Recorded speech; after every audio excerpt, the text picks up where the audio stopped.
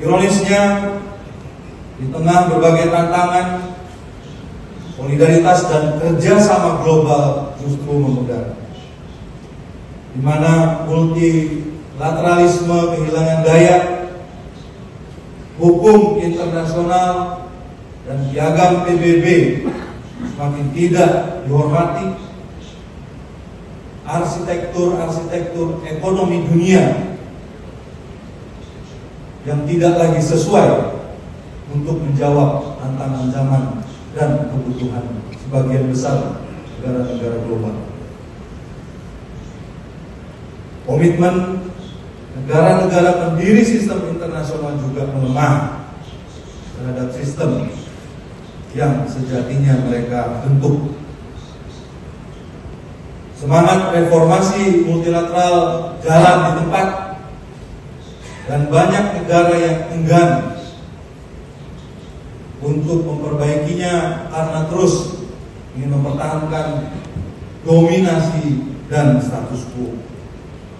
Jika situasi ini dibiarkan, maka sistem tata kelola global bisa mati suri.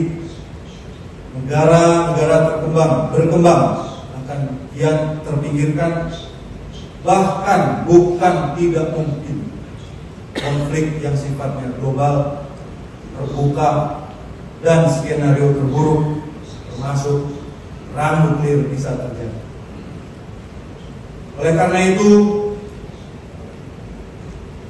demi mengantisipasi kemungkinan terburuk yang bisa berkembang, Indonesia berpandangan bahwa menghindari pertikaian adalah langkah pertama menuju perdamaian.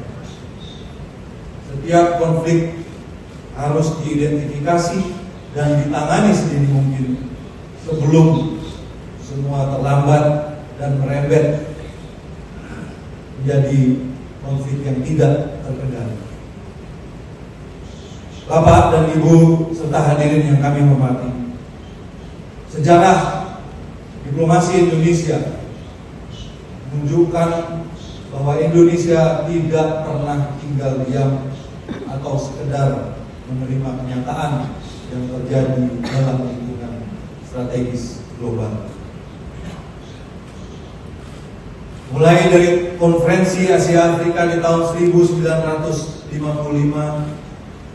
kemudian terbentuknya ASEAN di tahun 1967, dari menggagas konsep negara kepulauan yang diakui dunia dalam UNCLOS 1982 hingga ASEAN Outlook on the Indo-Pacific di tahun 2019.